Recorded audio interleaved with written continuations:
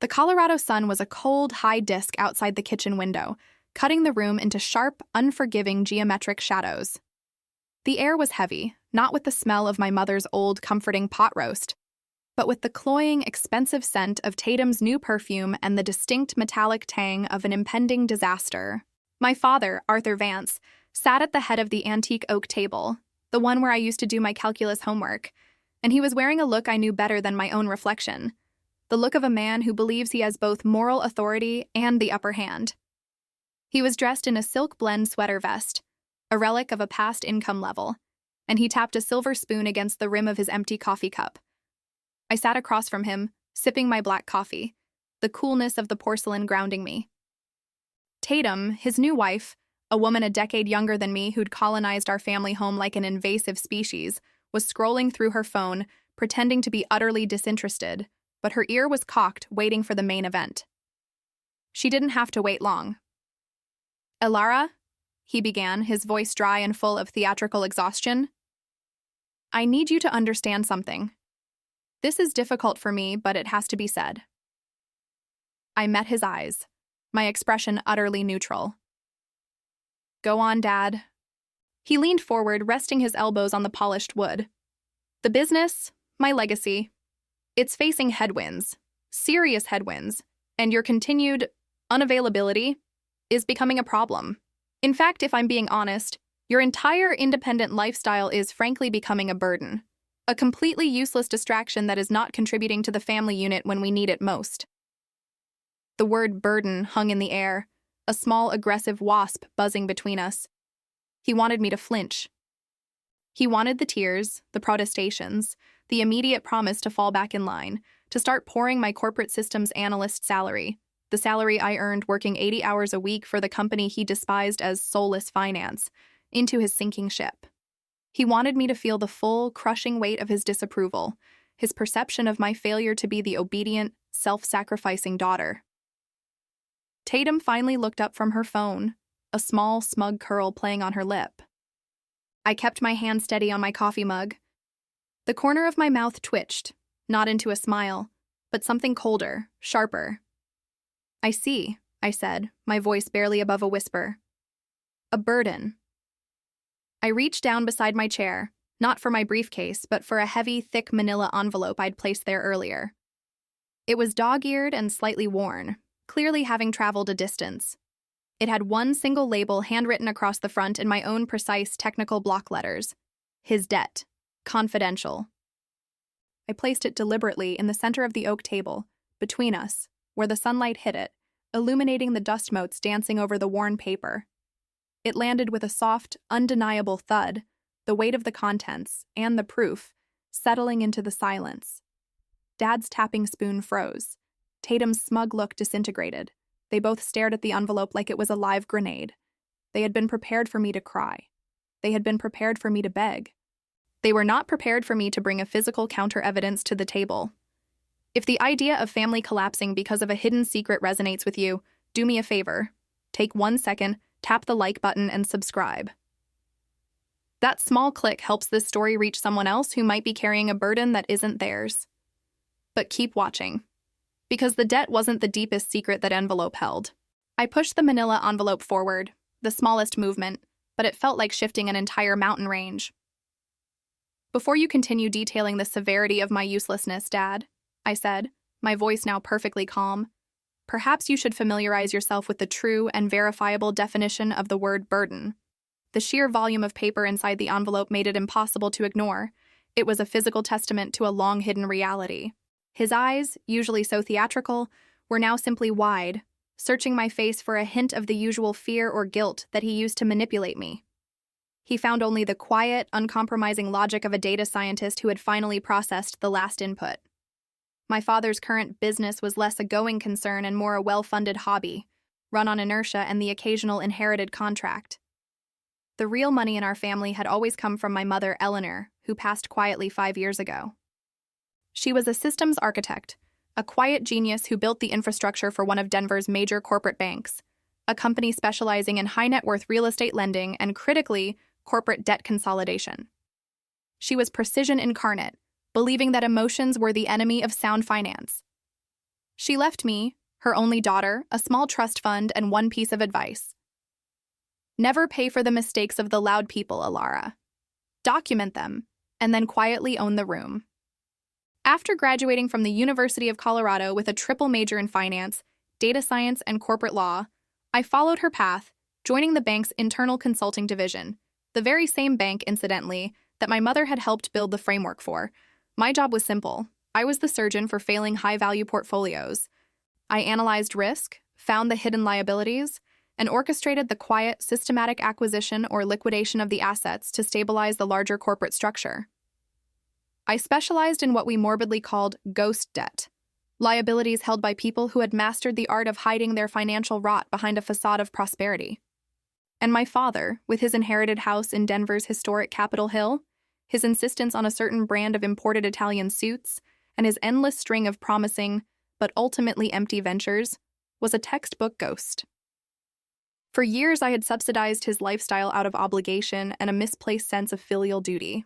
I paid for Tatum's expensive vacations, covered his property taxes when he conveniently forgot, and silently injected capital into his legacy to keep the lights on and the facade intact.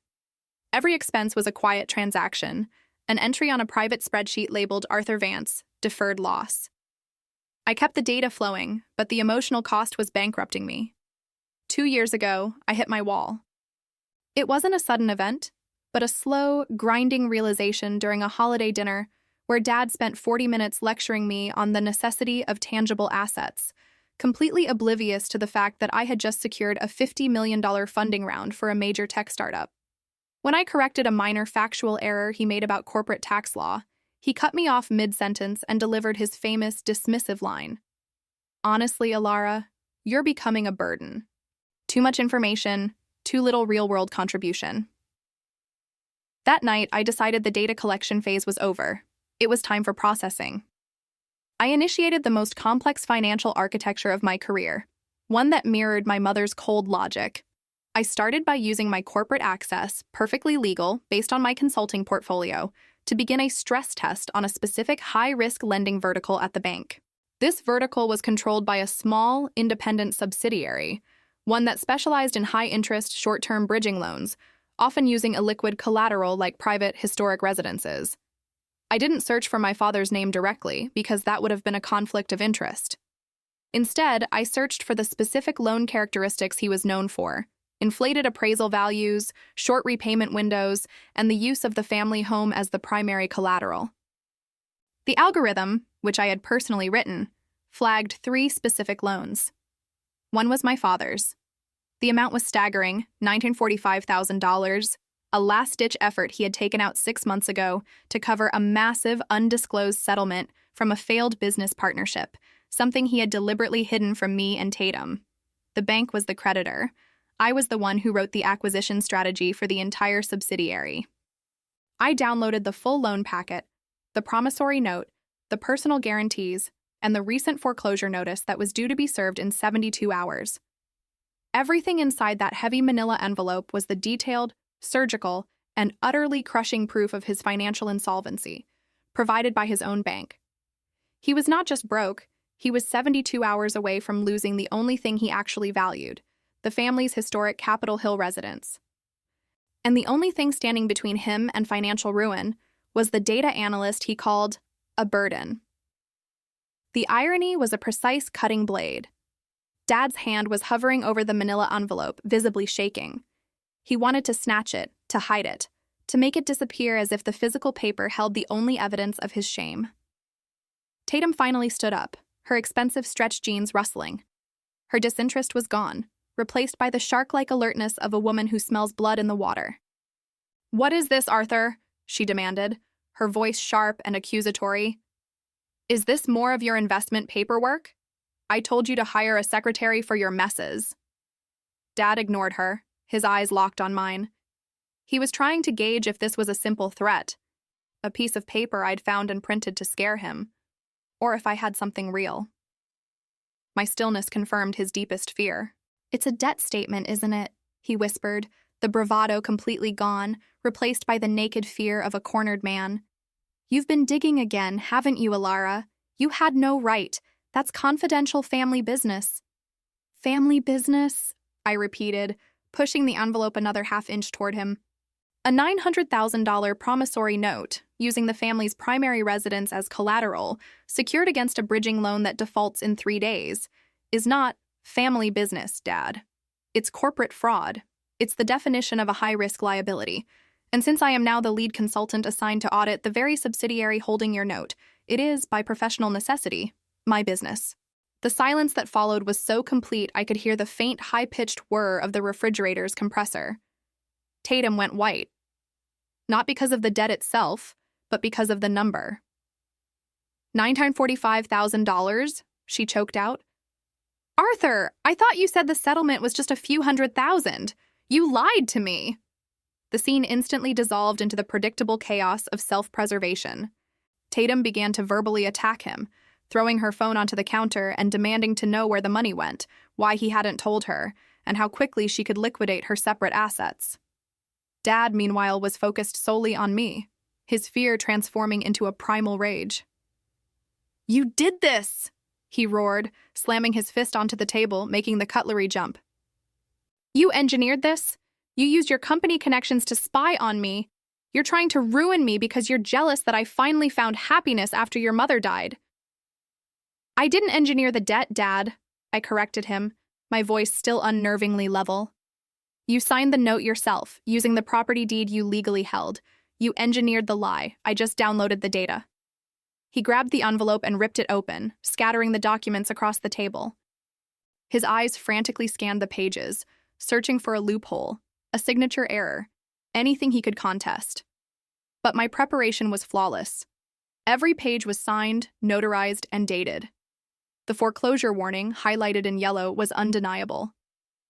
He finally slumped back in his chair, his shoulders collapsing. What do you want? He asked, the rage dissolving into defeated exhaustion. The house? The money?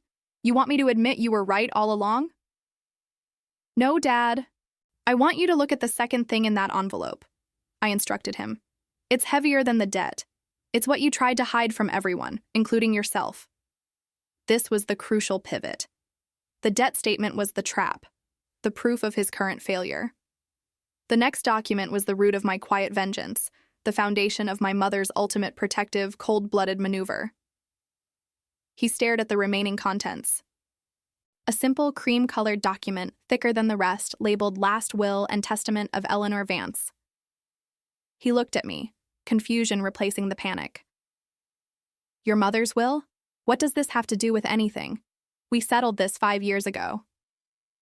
The sheer arrogance of his belief, the certainty that I was still fighting the small, petty battles of the past, was breathtaking. He had no concept of the magnitude of the counter-strategy that had been years in the making. I watched him. I waited. The silence was now the most powerful weapon in the room, forcing him to finally accept the evidence in front of him. Arthur Vance finally grabbed the will, his breath ragged.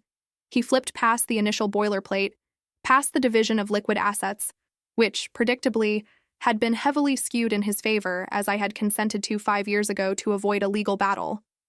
His eyes landed on a specific notarized clause near the end, a clause I had helped my mother's attorney draft 6 months before she passed. A clause he had clearly never bothered to read closely, dismissing it as legal fluff. The paper rattled as his hands clenched. This clause dealt exclusively with the ownership and transfer of the property known as the Vance residence, 1890 Clarkson Street, Denver, Colorado. The house itself. He read the language aloud, his voice starting strong but breaking into a tremor. Should the executor, Arthur Vance, execute any financial instrument utilizing the property at 1890 Clarkson Street, Denver, Colorado, as collateral for any loan exceeding 75% of its appraised value, and should that instrument be deemed in default by the creditor, the property shall immediately and automatically pass in fee simple to the secondary beneficiary, Elara Vance, thereby severing the primary collateral from the debtor and triggering an immediate, unassailable conflict of interest for the lender, effective upon the original default date. He looked up, his face truly ghost white this time. What? What does that mean? Tatum leaned over, reading the legalese with the panic of an amateur lawyer. Her eyes widened. Arthur, it means It means when the bank serves the notice in 3 days, the collateral isn't yours anymore. It's hers. The house transfers to Alara, and the bank is left with a massive, unsecured loan against a man who just lost his only significant asset. It was my mother's ultimate act of foresight, a complex legal failsafe rooted in corporate finance. My father's debt note stipulated that if the primary asset failed as collateral, the debt became immediately due and payable from all other personal assets. But my mother's clause ensured that the house left his name before the bank could successfully seize it. It was a poison pill, a meticulously placed legal landmine designed to save the house from his inevitable financial self-destruction, but only at the cost of his public humiliation and total financial ruin. My mother knew him better than anyone. She knew the only way to stop his destructive behavior was to remove the asset he used as a shield for his lies and to make him accountable for the debt on his own merits. I had simply waited for the perfect moment, when the debt was at its crushing peak and the foreclosure imminent, to trigger the clause. The vengeance was not mine. It was the cold, logical consequence of his own actions, enforced by the woman he had always dismissed. The anger returned, hotter this time, but rooted in genuine terror. "This is your mother's revenge. She set this up. You're just a puppet. You're still punishing me," he yelled, throwing the documents back onto the table. "I need that house. It's all I have left. I need to sell it to pay the smaller debts." "You were never going to sell it to pay the smaller debts, Dad. You were going to try and refinance it, hide the new debt, and buy Tatum a ridiculously expensive piece of art for her next social gathering." "The data doesn't lie," I said, pointing a steady finger at the loan documents. "You've already violated the terms of the note. The default is legally imminent. The house is already mine. It transferred the moment you signed that high-risk note 6 months ago." I pulled a final piece of paper from the envelope. A quiet 2-page settlement agreement from my company's legal department, addressing the bank's now unsecured loan. It was a formal corporate offer to assume the $900,000 debt, structured as a clean, interest-free personal loan to Arthur Vance, repayable over 20 years, with 0 penalties, conditional only on 2 things: my mother's will being executed immediately, transferring the property to me, and my father signing a full, uncontested release. This wasn't just vengeance. It was the coldest form of forced salvation. I took the house he cherished and used the resulting legal crisis to force him into a debt structure he could actually manage, but which removed his ability to ever lie or cheat again. The choice was simple: sign the release, walk away from the house debt-free and start over, or face the bank's foreclosure and immediate personal bankruptcy for the full, unsecured $945,000. It was the ultimate ultimatum, delivered not by a daughter but by a corporate entity. The room was silent again, the kind of silence that doesn't just absorb sound, but compresses it, turning the air thick and immovable. Tatum began to cry, a performative, high-pitched sound that was more about her immediate loss of status than actual grief. She realized instantly that the house, the Capitol Hill address, the life of a society wife, had vanished in a stack of notarized papers. She turned on my father, her voice shrill. "You fool! You ruined everything! You lied to us both!" My father ignored her, his eyes darting back and forth between the foreclosure notice and the settlement offer I had placed in front of him. He was a man who understood numbers, but only when they flattered him. Now, faced with data that exposed his true value, he couldn't process it. "You're taking the house," he mumbled, a statement more of shock than accusation. "The house your mother loved. You're taking her legacy." "I'm protecting her legacy, Dad. That house was her shield against you. She put the ultimate legal deterrent in place, knowing that your ego would one day compel you to cross the line, and when you did, the house would be safe from the bank, but permanently removed from your control. I'm just executing her final, most brilliant algorithm," I explained, maintaining the cold, distant tone of a professional. "This settlement, the 20-year loan, it's the only way you walk away from $945,000 without personal bankruptcy. It's an act of mercy you didn't earn, but one my mother, in her peculiar, structured way, insisted on providing for her family." I pushed a pen toward the signature line on the settlement form. "Sign the release, Arthur. Walk away from the property and the debt. Take the long, quiet path to solvency.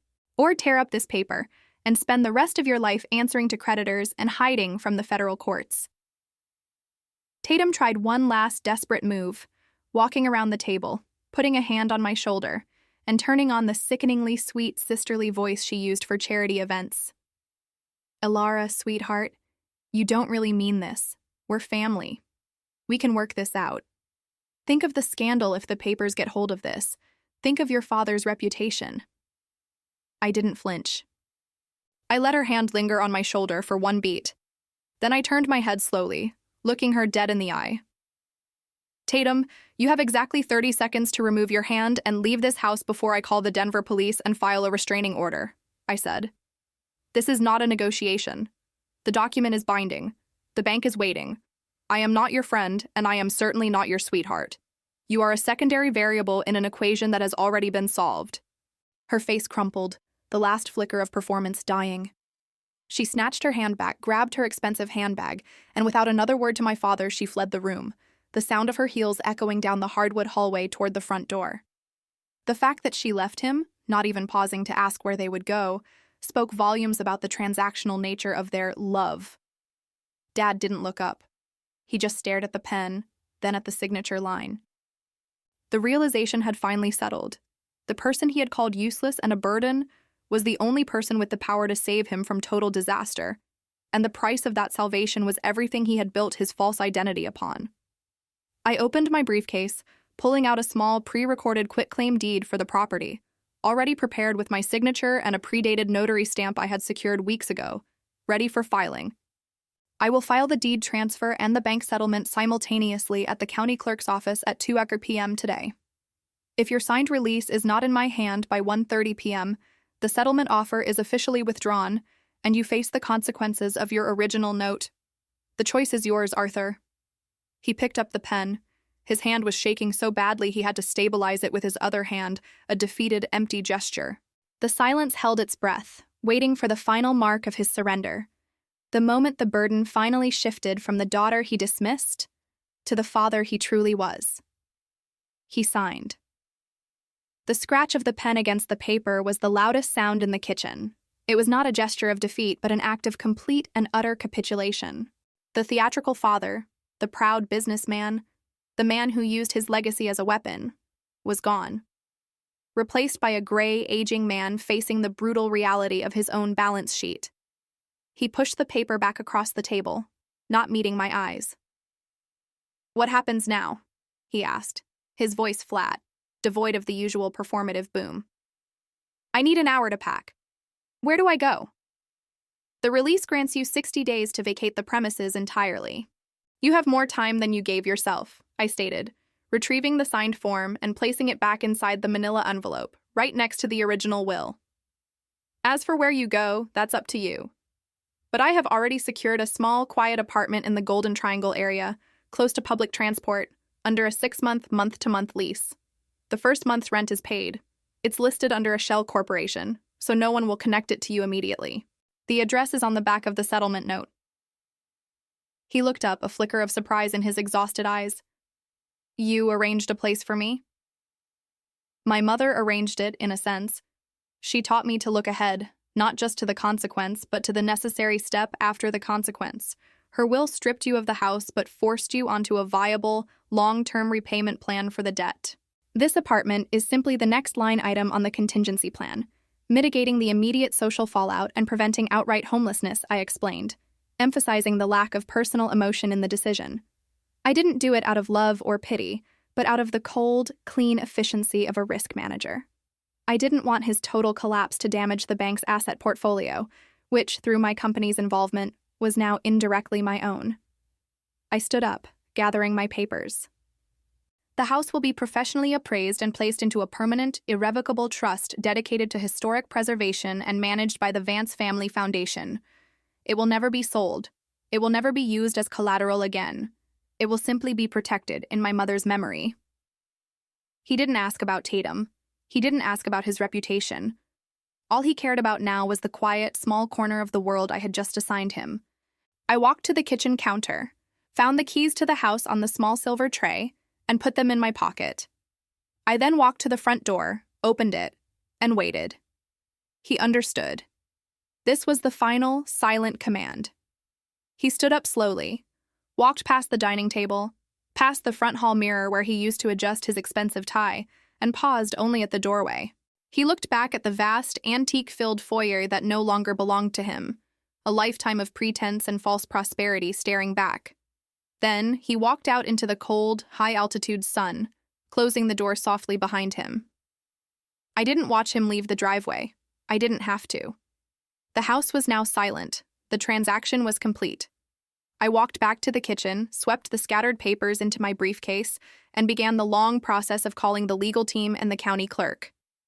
My vengeance was not the crushing of a life, but the painful, forced restructuring of it, an act that hurt him terribly, but ultimately saved him from the fate his own narcissism had guaranteed. The old theatrical Arthur Vance died at that kitchen table, but a new, smaller, and perhaps finally honest Arthur Vance had just been given the necessary 20 years to live. Part 7. The first 6 months were a blur of paperwork, trust filings, and media management. The story never broke into the national news. My team was too good at preemptively squashing the rumors and framing the property transfer as a private family commitment to preservation. The bank's unsecured debt was restructured exactly as I had planned, and the crisis was averted. The house became the headquarters for the Vance Family Foundation, hosting small, quiet gatherings for local artists and historians, fulfilling a dream my mother had always privately held. It was full of life again, but the loud, pretentious energy that defined my father's era was gone. The only time I saw him was 3 months after the transfer. I was visiting the foundation house, overseeing the installation of a new security system, when I saw him across the street. He was walking out of a local grocery store, carrying a single, reusable cloth bag. He was wearing clothes I didn't recognize, simple, functional, and slightly faded. He looked older, tired, but oddly lighter. He saw me, and for a long moment our eyes locked. There was no anger, no accusation, only a deep well of something that felt like shame, but also acceptance. He gave me the smallest, almost imperceptible nod, not the dismissive one he used to give, but one of genuine, quiet acknowledgement. I returned it. We were two strangers who had once shared a name and a kitchen table, now sharing only the knowledge of what it costs to live a true life. He turned and walked down the street toward the bus stop, alone, carrying his own burden. I didn't follow up. I didn't need to. He was repaying the interest-free loan on time, every month. The data was clean. He was finally living within his means, forced into the quiet discipline he had always mocked in others. I sold my condo in Denver 6 months later. I didn't need the city anymore. The air felt too heavy, still clinging to the memories of my old life. I bought a small minimalist home on the coast of Oregon, exposed wood, glass walls, and the constant, deafening roar of the Pacific Ocean. I work remotely now, consulting on complex systems architecture. My focus shifted from cleaning up other people's messes to designing unbreakable structures. I still have the manila envelope, the debt statement, the foreclosure notice, the mother's final will, all filed neatly. An artifact of the day I stopped being a resource and started being a sovereign entity. My vengeance was not the joy of seeing them suffer, but the cold, hard satisfaction of knowing I forced him to confront his true self and gave him a path to a life free of the destructive lies. It was a painful gift, but a gift nonetheless. Now I walk in the sun. I chose peace over obligation. If you've ever had to draw a line like that, to walk away from the people you once loved to save yourself, I want to know. What did you choose? Let me know in the comments below, and don't forget to activate the bell so you don't miss the next story about the moment silence finally became an act of self-preservation.